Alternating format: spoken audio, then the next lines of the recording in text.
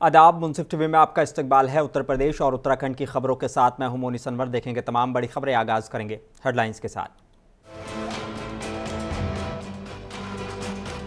CM Yogi Adityanath की अध्यक्षता में बैठक में नहीं पहुंचे दोनों डेप्यूटी सीएम। लखनऊ में बुलाई गई थी अहम मीटिंग।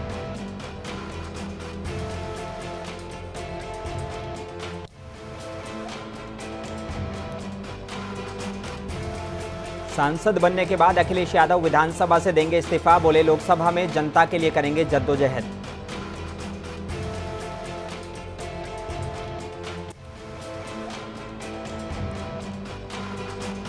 उत्तर प्रदेश के प्रतापगढ़ में कत्ल के बाद भारी बवाल। आरोपियों के घर पथराव और तोड़फोड़। भीड़ पर हल्का बल किया गया इस्तेमाल।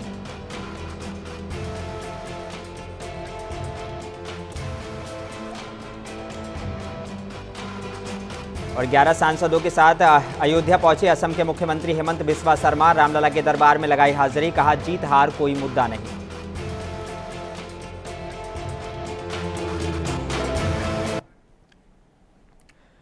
आइए बुलेटिन की शुरुआत करेंगे कुछ अहम और बड़ी खबरों के साथ। उत्तर प्रदेश के मुख्यमंत्री योगी आदित्यनाथ ने आज मंत्रियों की बैठक बुलाई। ये बैठक करीब घंटे भर से ज्यादा चली, लेकिन इस मीटिंग में दोनों ही डेप्यूटी सीएम ब्रजेश पाठक और केशव प्रसाद मौर्य नहीं पहुंचे। सहयोगी दल की तरफ से आशीष पटेल, ओम प्रकाश राजभर, संजय निषाद और अनिल कुमार बैठक में मौजूद रहे। इसके अलावा मंत्री से सांसद बने अनूप वाल्मीकि और जितिन प्रसाद भी मीटिंग में शामिल हुए। दोनों डेप्यूटी सीएम कल दिल्ली में थे। डेप्यूटी सीएम पाठक के बारे में बताया गया कि वो आज ऋषिकेश जा रहे हैं। बता दें कि लोकसभा चुनाव संपन्न होने के बाद उत्तर प्रदेश के मुख्यमंत्री योगी आदित्यनाथ ने अधिकारियों के साथ बैठक की थी, जिसमें उन्होंने अधिकारियों को जनता से जुड़े मुद्दे और सभी कार्यों को निर्धारित समय सीमा के भीतर करने का निर्देश दिया था। इसी के साथ चेतावनी दी थी कि लापरवाही बर्दाश्त नहीं की जाएगी। इसके अलावा उन्होंने खाली पदों पर नियुक्ति की प्रक्रिया तेज करने का भी निर्देश दिया है।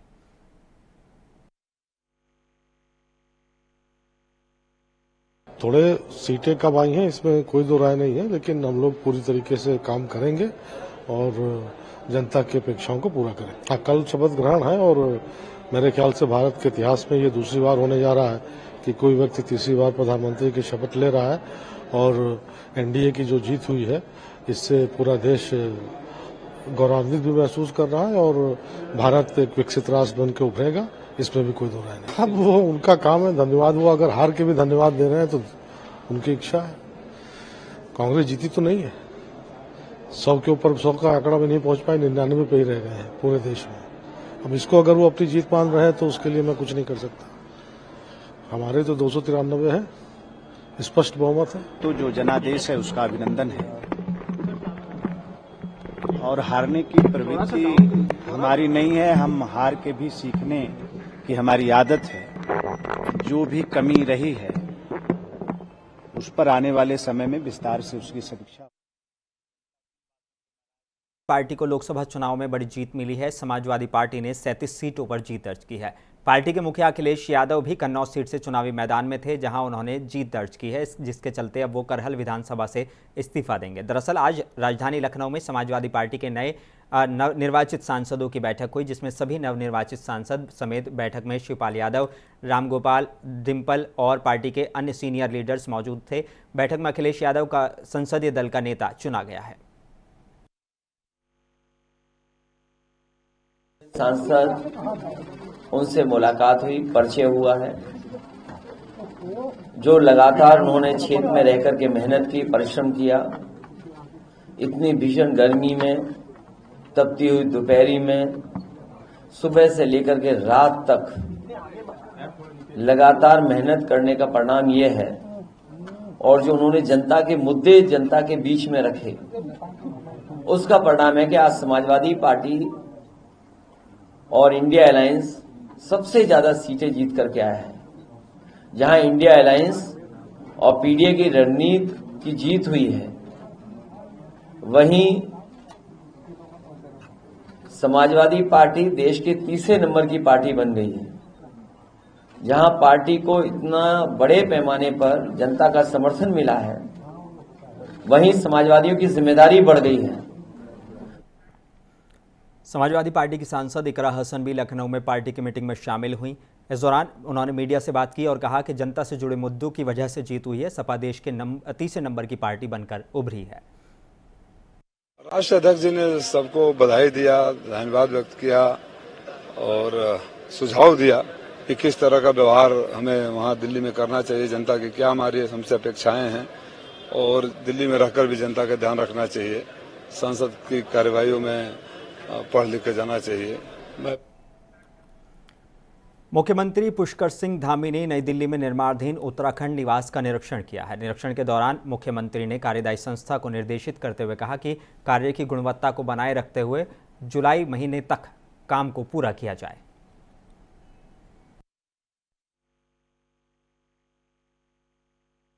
ये हमारा राजधानी है, देश की राजधानी है और देश की राजधानी में हमारे उत्तराखंड से आने वालों की संख्या, जनप्रतिनिधियों की और अन्य हमारे ऑफिशियल्स हैं, लगातार यहाँ कामकाज होता है, लगातार आना पड़ता है।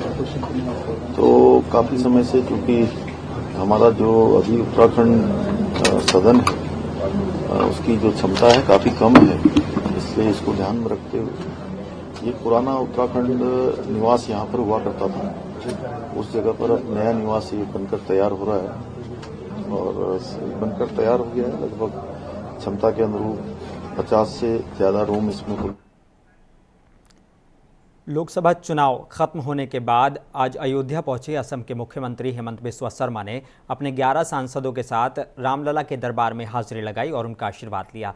इससे पहले महर्षि वाल्मीकि अंतर्राष्ट्रीय एयरपोर्ट पहुंचे असम के मुख्यमंत्री और उनके साथ आए 11 सांसदों का अयोध्या के मेयर महंत गिरीशपति त्रिपाठी ने स्वागत किया। इस दौरान उन्होंने पत्रकारों से बातचीत भी की।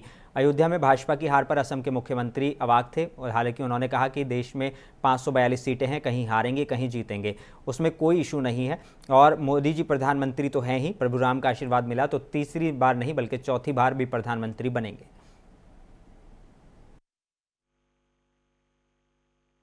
542 सीटें हैं, कहीं हारेगा कहीं जीतेगा, उसमें क्या इशू है? मोदी जी तो प्रधानमंत्री हो ही गया ना। मोदी जी का शपथ लेने जा रहे हैं तीसरी बार। बस वही है देश का सबसे तीसरी बार देश का प्रधानमंत्री, प्रभु राम का आशीर्वाद। तीसरी बार देश का प्रधानमंत्री बना नरेंद्र मोदी जी। जवाहरलाल नेहरू बना था स्वाधीन भारत में और नरेंद्र मोदी तीसरी। मैनपुरी सीट से समाजवादी पार्टी की डिंपल यादव ने जीत दर्ज की है। आज नए सांसदों की मीटिंग में शामिल होने के बाद लखनऊ में सपा ऑफिस के बाहर डिंपल यादव ने मीडिया से बात की।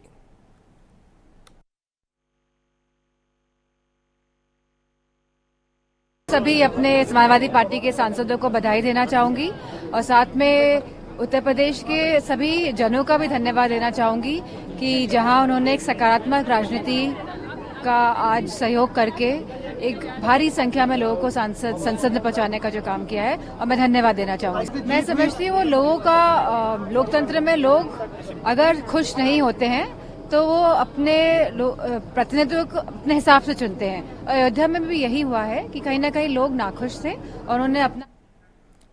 समाजवादी पार्टी ने मुरादाबाद लोकसभा से शानदार जीत दर्ज की है। सपा उम्मीदवार रुचि वीरा ने बीजेपी उम्मीदवार को हराया है। आज रुचि वीरा नए सांसदों की मीटिंग में शामिल होने के लिए लखनऊ पहुंची थी, जहां मीडिया से बात करते हुए उन्होंने कहा कि बीजेपी ने स्मार्ट सिटी के नाम पर मुरादाबाद के लोगों के साथ धोखा किया है। साथ ही उन्होंने कहा कि जनता के मुद्दों को संसद में उठाने का काम करेंगी।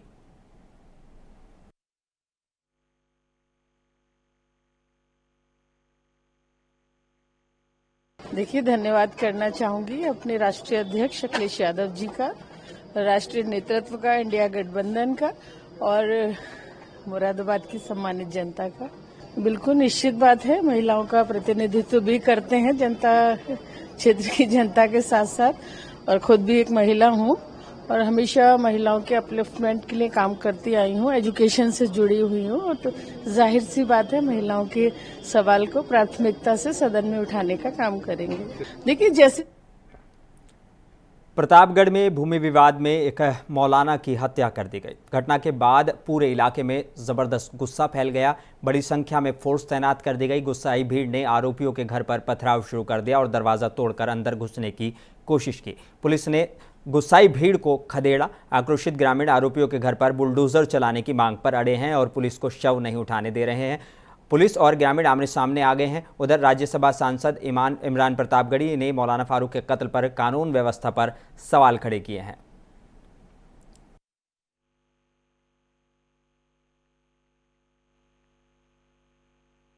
किसी पैसे के लेन देन जमीन के मामले के संबंध में एक व्यक्ति है, उनको चोट लगी है और उनकी मौके पर मृत्यु हो गई है। इस सूचना पे एसओ जेठवाड़ा और हम सब लोग पहुँचे थे और वहाँ पर जो परिवारजन है, परिवारजन से तहरीर प्राप्त की गई है। उनके पुत्र असद के द्वारा तहरीर दी गई है, जिसके आधार पर एक महिला और 4 पुरुषों के विरुद्ध, जो कि उसी गांव के रहने वाले हैं, उनके विरुद्ध अभियोग पंजीकृत किया गया है। इसमें समाजवादी पार्टी के विधायक इरफान सोलंकी को बड़ा झटका लगा है। आगजनी केस में कोर्ट ने 7 साल की सजा सुनाई है। बता दें कि एक महिला का घर जलाने के मामले में अदालत ने उन्हें दोषी करार दिया था। शुक्रवार को अदालत ने अपना फैसला सुरक्षित रख लिया था। इसमें इरफान को 7 साल की सजा सुनाई। अब उनकी विधानसभा की सदस्यता भी खत्म हो सकती है। सीसामऊ सीट से लगातार 4 बार के विधायक इरफान इस समय महाराजगंज जेल में बंद हैं। कानपुर की एमपी एमएलए कोर्ट ने इरफान सोलंकी को आगजनी के मामले में 7 साल की सजा सुनाई है। इरफान के साथ ही उनके भाई रिजवान समेत 5 लोगों को अदालत ने दोषी माना था। सभी 6 दोषियों पर 20-20 हज़ार रुपए का जुर्माना भी लगाया गया है। सर इंसाफ होगा, बेगुनाही की जेल काट रहे हैं, इंसाफ जरूर होगा सर। अब पूरी उम्मीद है अल्लाह से कि अल्लाह मेरा इंसाफ जरूर करना। सर आप लोग खुद समझते हो, मैंने केडीए का प्लाट लिया। क्या केडीए का प्लाट ये कुछ सरकारी वो फर्जी संस्था है? केडीए का मतलब सरकारी संस्था है सर। वो केडीए कानपुर डेवलपमेंट अथॉरिटी, मैं नहीं समझता हूँ कि वो एक सरकारी संस्था है। उसमें उनका मालिकाना हक भी नहीं है उसमें बताया। तो सब जब सब बात दिया तो मैं तो कह रहा हूँ ना कि मैं बेगुनाह हूँ। हमारे पापा की ये 30 साल की मेहनत थी। 30 साल तक से मेहनत करते हुए हम लोग इस मुकाम तक पहुंचे सर। इतना आसान नहीं होता है सर। अभी आप भी धूप में खड़े होकर आपको पता है कि आप कैसी मेहनत कर रहे हो। अब मैं आपके ऊपर उंगली उठा दूं, लेकिन 4 उंगली हमारे ऊपर भी उठेंगी सर। लेकिन चलिए, ऊपर वाला है, अल्लाह है, इंसान सर, अल्लाह है, ऊपर वाला सब देख रहा है। हमारा भाई बेगुनाह है और हम सब बेगुनाह है सर। इसके बाद आगे की क्या उम्मीद है? आगे सर इंशाल्लाह उम्मीद है कि यहीं से इंसाफ मिल जाएगा हमको। कोर्ट ने 7 साल की सजा 436 आगजनी में दी है, लेकिन महत्वपूर्ण बात यह है, न्यायालय ने जजमेंट को एक्सप्लेन करते हुए बताया कि जमानत के समय, अग्रिम जमानत के समय जो अभियुक्तों के द्वारा, इरफान रिजवान के द्वारा जो शपथ पत्र में बातें कही गई थी, उन बातों को आधार बनाया गया है सजा के लिए, जो कि कानूनी तौर पर सही नहीं है। सजा उसी साक्ष्य के आधार पर दी जा सकती है जो प्रोसिक्यूशन के द्वारा एविडेंस की स्टेज पे न्यायालय में पेश किया जाता है। न्यायालय ने पाया कि प्रोसिक्यूशन ऐसा कोई भी साक्ष्य न्यायालय में पेश नहीं कर सके जिससे उसका कब्जा साबित हो। और उत्तर प्रदेश के शाहजहांपुर जिले में पैसों के लेन देन को लेकर जल निगम के ठेकेदार ने निजी कंपनी के जेई को गोली मार दी। गोली लगने से जेई की हालत गंभीर बनी हुई है। घटना के बाद से आरोपी ठेकेदार फरार है। फिलहाल पुलिस आरोपी की तलाश में जुटी हुई है।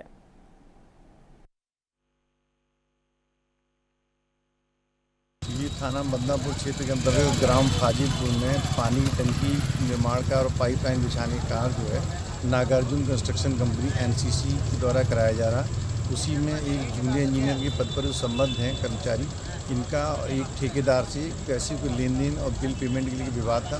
ये दीपक वर्मा नाम के जेई हैं, इनको भी ठेकेदार है अजय कुमार। इसके द्वारा उसी में कहासुनी हुई, आपस में बिल पेमेंट लेकर उसके द्वारा जो है अवैध फायरिंग करके गोली मार दी गई है। पेट में गोली किनारे लगी हुई है। पुलिस तत्काल मौके पर पहुंची, सीएचसी भेजा गया, डिस्ट्रिक्ट हॉस्पिटल में ऑपरेशन कर दिया गया है। एक तरफ जहां उत्तराखंड सरकार अधिकारियों को अनुशासन में रहने के सख्त आदेश दे चुकी है, वहीं रुड़की खंड विकास कार्यालय के हालात बेहद खराब हैं। आलम यह है कि दफ्तर में जेई के पास बैठने के लिए कोई कक्ष नहीं है। वहीं ब्लॉक में दर्जनों आवारा कुत्ते हर वक्त पड़े रहते हैं, जिन्हें रोकने की जहमत अधिकारी तो दूर, ऑफिस का कोई चपरासी तक भी नहीं करता। आलम यह है कि अब तो गांव वाले और कर्मचारी भी ब्लॉक में आने से डरने लगे हैं। जब इस मामले में खंड विकास अधिकारी से जानकारी ली गई तो उनका कहना था कि कुत्तों को आने से कैसे रोका जा सकता है। हम कुछ नहीं कह सकते हैं, वो स्वतंत्र हैं, वो कहीं पर भी रहते हैं। यहाँ से हम लोग जो है उसको थोड़ा सा दूर हटाने के लिए कोशिश करते हैं, लेकिन आ जाते हैं। तो जानवर है, उनका भी अधिकार है कहीं पर भी रहें। वही बात आरईएस के जो है रूम की बात, उनको रूम उपलब्ध कराया गया है, लेकिन मेरे पास कोई ऐसी शिकायतें नहीं आई कि मेरे पास उपलब्ध नहीं है।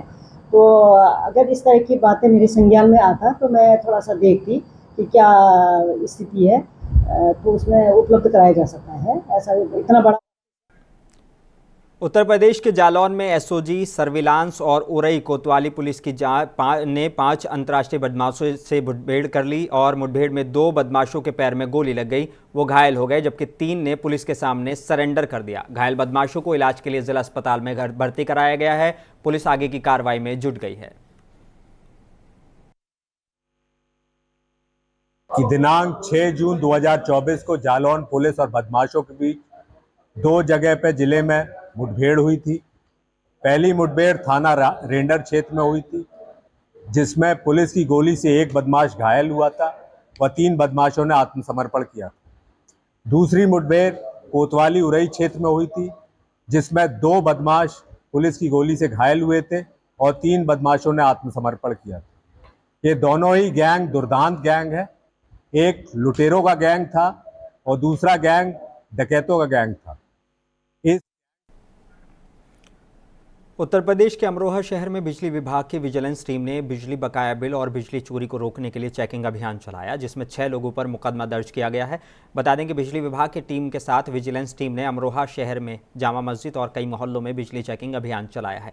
बिजली विभाग के एसडीओ जीडी प्रजापति ने बताया कि अमरोहा इलाके में 27 करोड़ का बकाया बिल है, उसकी की वसूली को लेकर अभियान चलाया गया है। ये विजिलेंस टीम के साथ सघन विद्युत चेकिंग अभियान चल रहा है।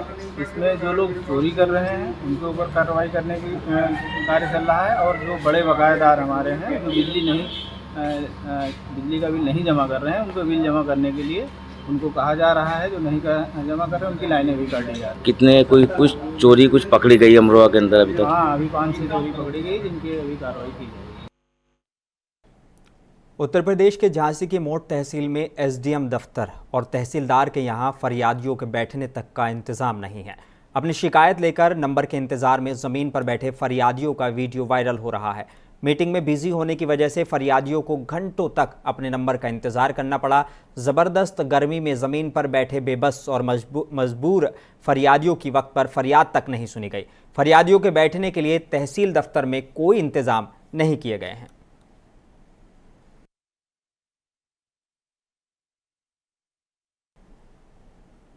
देश भर में आम चुनाव के रिजल्ट के बाद आचार संहिता खत्म हो चुकी है और जिला संभल में भी आचार संहिता को हटाया जा चुका है। इसी को देखते हुए जिले में चाइल्ड लेबर के खिलाफ एक अभियान चलाया गया। इसके बारे में जानकारी देते हुए चेकिंग अभियान को लीड कर रहे एक अधिकारी ने बताया कि इस अभियान के तहत ऐसे बच्चे को 2 तरीके से पुनर्वास किया जाएगा, एक आर्थिक और दूसरा शैक्षणिक। आर्थिक के तहत पर इन बच्चों को माता पिता को सरकार द्वारा चलाई जा रही योजनाओं का लाभ दिलाया जाएगा। साथ ही जो बच्चे तालीम हासिल नहीं कर रहे हैं, DIS और BSc के माध्यम से इनको तालीम हासिल कराया जाएगा और इनका पुनर्वासन किया जाएगा। श्रम विभाग की तरफ से एक जैसे छापामार अभियान चलाया जा रहा है। इसमें कई विभाग के लोग हैं, जिसमें होटल और कपड़ों की दुकानें, मोबाइल और अन्य पे ये चलेगा। लेकिन काफ़ी मात्रा में बच्चे मिले जिनके खिलाफ मतलब चालान व अन्य कार्रवाई इसमें की जा रही है। बच्चों के उनका 2 तरीके से आर्थिक और पुनर्वासन, शैक्षणिक पुनर्वासन कराया जाएगा। आर्थिक पुनर्वासन में इन बच्चों को और इनके माता पिता को जो भी सरकारी योजनाएं चल रही हैं, उन योजनाओं के माध्यम से लाभ दिलाने का प्रयास किया जाएगा। और जो बच्चे नहीं पढ़ रहे हैं उनका DIS या BSc के माध्यम से उनका शैक्षणिक पुनर्वासन कराया जाएगा। उत्तर प्रदेश के मुरादाबाद में समाजवादी पार्टी के निवर्तमान जिलाध्यक्ष ने आज सुबह गोली मारकर खुदकुशी कर ली। इत्तला मिलने के बाद उनके रिश्तेदार और कार्यकर्ता उनके बुध विहार के आवास पर पहुंच गए। पूर्व राज्यसभा सांसद वीर सिंह ने पुलिस को घटना की जानकारी दी। अभी खुदकुशी करने के वजह का पता नहीं चल पाया है। DP यादव समाजवादी पार्टी के संस्थापक सदस्यों में से एक थे। समाजवादी पार्टी में अहम पद नहीं मिलने के बावजूद वो पार्टी को मजबूती से काम करते रहे। पंचायत चुनाव में पार्टी में गुटबाजी के चलते उन्हें उनके साले और सपा जिलाध्यक्ष जयवीर सिंह पद से हटाकर उनको जिलाध्यक्ष बनाया गया था। उन्होंने अपने घर में अपने और यहाँ मौके पे थाना प्रभारी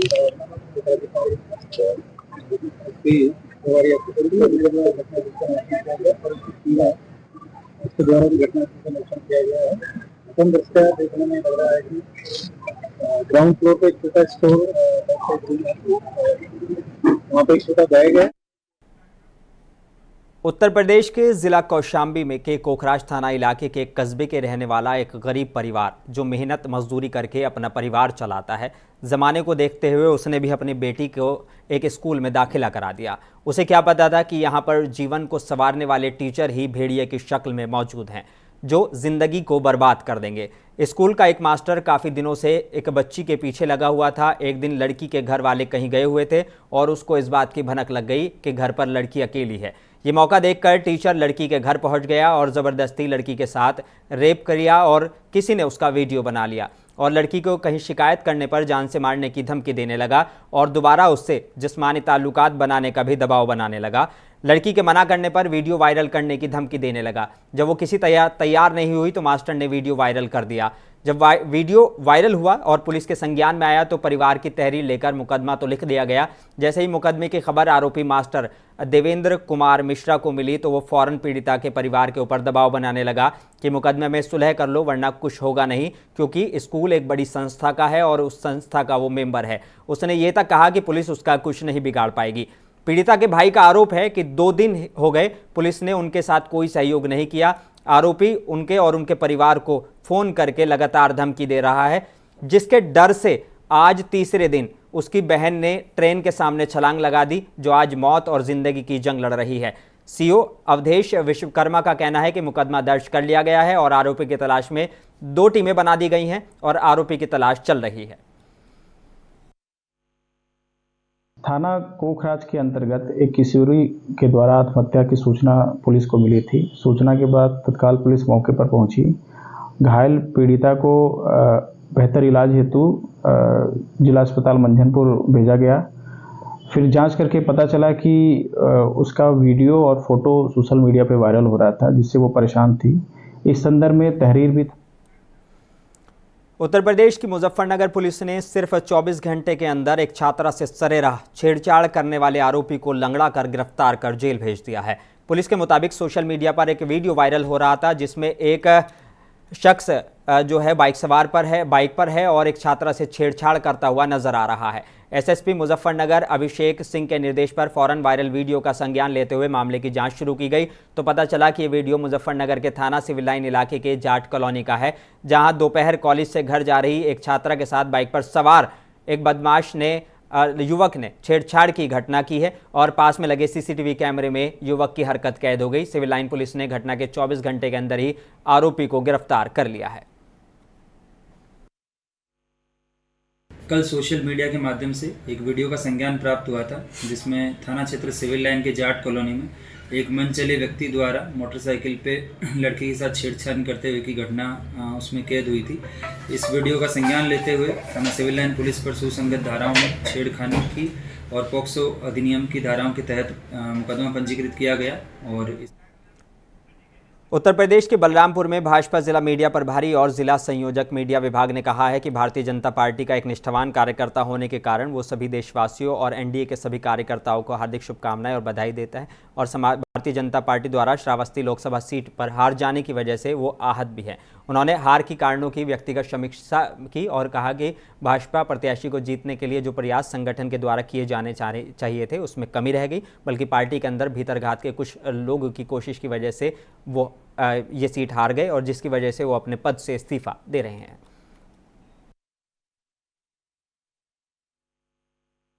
लोकसभा श्रावस्ती एवं विधानसभा गैसरी के उपचुनाव में भारतीय जनता पार्टी की करारी हार की नैतिक जिम्मेदारी लेते हुए मैंने जिला मीडिया प्रभारी एवं जिला संयोजक मीडिया विभाग के पद से अपना इस्तीफा प्रदेश अध्यक्ष को भेज दिया। अभी से पाँव के छाले न देखो, अभी यारो सफ़र की इब्तदा है। कुछ ऐसा ही कारनामा जौनपुर के गोराबादशाहपुर के रहने वाले अमजद कुरैशी की बेटी ने नीट की परीक्षा में चरितार्थ करके दिखाया है। बताते चलें कि पिछले दिनों इस बार हुए नीट परीक्षा का परिणाम लोकसभा चुनाव परिणाम के दिन ही जारी किया गया। इसमें जनपद जौनपुर के नगर पंचायत गोराबादशाहपुर की होनहार छात्रा साहिबा बानो ने 720 में से 661 अंक हासिल करके अपनी प्रतिभा का परिचय दिया है। वहीं ऑल इंडिया में उनकी रैंक 20,809 रही है। साहिबा की इस कामयाबी पर स्थानीय नगर पंचायत गोराबादशाहपुर के चेयरमैन दिनेश सोनकर और सभासदगण और उनके साथियों ने घर पहुंचकर मुबारकबाद दी है और परिवार में खुशी का माहौल है। मैं बहुत खुश हूँ और मैं शुक्रिया अदा करना चाहूँगी अपने माँ बाप का और अपने टीचर्स का कि उनकी वजह से आज मैं इस जगह पे हूँ, और अपने परिवार का भी। कितना सपोर्ट आपके परिवार का रहा आपके साथ? मेरे परिवार से, मेरे माँ बाप की तरफ से फुल सपोर्ट रहा है, और मैं शुक्रिया अदा करना चाहूँगी कि आज सिर्फ उनकी वजह से आज मैं इस जगह पे हूँ। किस चीज़ की आपने एम कहाँ से बनाया कि आपको डॉक्टर्स फील्ड में जाना है? बहुत सी फील्ड है। मेरा ये एम मेरे अब्बू की वजह से बना है, क्योंकि मेरे अब्बू एक पेशेंट हैं और उनके बैकबोन में थोड़ी प्रॉब्लम है, और वो लगभग 50 डॉक्टर को दिखा चुके हैं, लेकिन अभी तक किसी भी डॉक्टर ने उनका मर्ज़ बता नहीं पाए, ना ही सही कर पाए। तो ये मेरा एम है कि मैं एक अच्छी न्यूरो सर्जन बनूँगी और मेरे अब्बू के साथ साथ देश भर के लोगों का भी इलाज करूँगी, और वो भी बहुत ही कम पैसे में, या कहें मुफ्त में। कितना नंबर आपने हासिल किया, कितनी बार कोशिश रही आपने? मैंने नीट में 720 में से 661 अंक प्राप्त किए हैं। उत्तर प्रदेश के हरदोई में मानव तस्करी का बड़ा मामला सामने आया है और इसके बाद जनपद में हड़कंप मच गया है। मानव तस्करी को रोकने के लिए हरदोई में एंटी ह्यूमन ट्रैफिकिंग की एक इकाई भी स्थापित है। फिर भी हरदोई में मानव तस्करी को लेकर एक वीडियो सोशल मीडिया पर वायरल हो रहा है। वायरल वीडियो में एक कथित डॉक्टर नवजात बच्चे की तस्करी की बात करते हुए नजर आ रहा है। वायरल वीडियो में ये डॉक्टर पहले भी बच्चों को बेचने की बात कहता हुआ सुनाई दे रहा है। फिलहाल सोशल मीडिया पर वायरल हो रहा वीडियो इलाके में चर्चा का मुद्दा बना हुआ है। साथ ही हरदोई में एक बार फिर स्वास्थ्य विभाग के अधिकारियों पर कई बड़े सवाल खड़े कर रहा है। इससे पहले हरदोई के कचौना में झोपड़ी में अस्पताल संचालन का वीडियो सामने आया था, जिसके बाद स्वास्थ्य विभाग के अधिकारियों की नींद टूटी और अस्पताल को सीज करने की कार्रवाई की गई। अब हरदोई जिले के शाहबाद का एक अस्पताल का वीडियो सोशल मीडिया पर चर्चा का मुद्दा बना हुआ है। इस वीडियो में एक मुस्लिम समुदाय का डॉक्टर एक मुस्लिम समुदाय के आने वाले दंपत्ति को एक हिंदू नवजात बच्चे को बेचने की बात करता हुआ सुनाई दे रहा है। फिलहाल वीडियो के वायरल होने के बाद स्वास्थ्य विभाग में हड़कंप मचा हुआ है। पुलिस पूरे मामले की जांच कर रही है। एक सोशल मीडिया पर वीडियो वायरल हो रहा है जो शाहबाद क्षेत्र का बताया जा रहा है। इसमें किसी के नवजात बच्चे को किसी अन्य को देने की बात बताई जा रही है। इस संबंध में क्षेत्राधिकारी शाहबाद को विस्तृत रूप से जांच करके आख्या प्रस्तुत करने हेतु कहा गया है, और इसकी जांच आख्या जैसे ही प्राप्त हो जाती है तदनुसार आवश्यक वैधानिक कार्रवाई मेडिकल विभाग से समन्वय करके कराई जाएगी। फिलहाल बुलेटिन में बस इतना ही। देश और दुनिया की खबरों के लिए बने रहिए मुंसिफ टीवी के साथ।